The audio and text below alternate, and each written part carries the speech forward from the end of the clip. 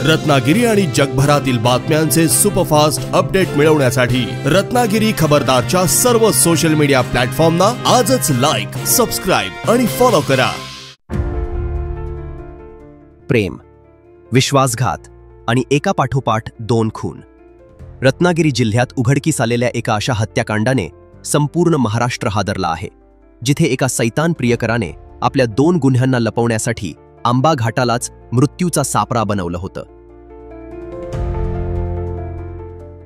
नमस्कार, रत्नागिरी खबरदारमध्ये आपलं स्वागत। आज आम्ही खुलासा करणार आहोत त्या प्रकरणाचा ज्याने रत्नागिरीच्या गुन्हेगारी विश्वात खळबळ माजवली आहे। हे प्रकरण आहे मिरजोळे येथील तरुणी भक्ती मयेकर हिच्या हत्येचं।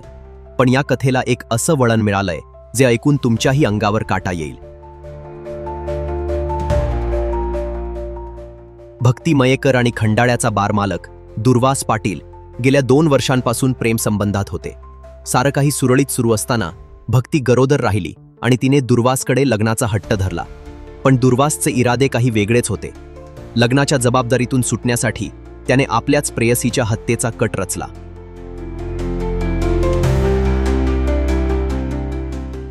16 ऑगस्ट हा तो काळा दिवस ज्या दिवशी दुर्वासने भक्तीचा विश्वासघात केला।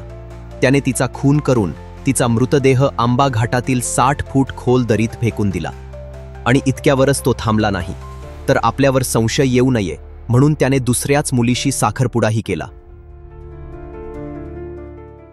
दुर्वासने स्वतःला वाचवण्यासाठी भक्तीच्याच मोबाईलवरून "मी घरी पोहोचले" असा मेसेज स्वतःला केला।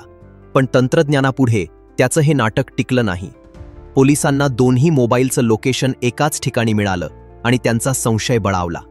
पोलिसी खाक्या दाखवताच दुर्वास पोपटासारखा बोलू लागला आणि त्याने गुन्ह्याची कबुली दिली। सगळ्यांना वाटलं होतं की प्रकरण इथेच संपलं, पण नाही। खरी कहाणी तर इथून सुरू झाली होती। चौकशी दरम्यान दुर्वासने जे सांगितलं ते ऐकून तपास करणारे पोलीस अधिकारीही सुन्न झाले। त्याने कबूल केलं की भक्तीचा खून हा त्याचा पहिला नाही, तर दुसरा खून होता। हो, तुम्ही बरोबर ऐकलं।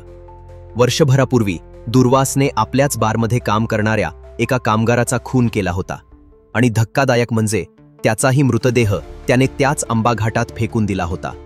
आता पोलिसांसमोर दुहेरी आव्हान होतं। एकाच आरोपीच्या 2 गुन्ह्यांचा तपास आणि दुसऱ्या मृतदेहाचा शोध। सध्या दुर्वास पाटीलला 8 सप्टेंबरपर्यंत पोलीस कोठडी सुनावण्यात आली असून पोलीस दुसऱ्या मृतदेहाचा शोध घेत आहेत।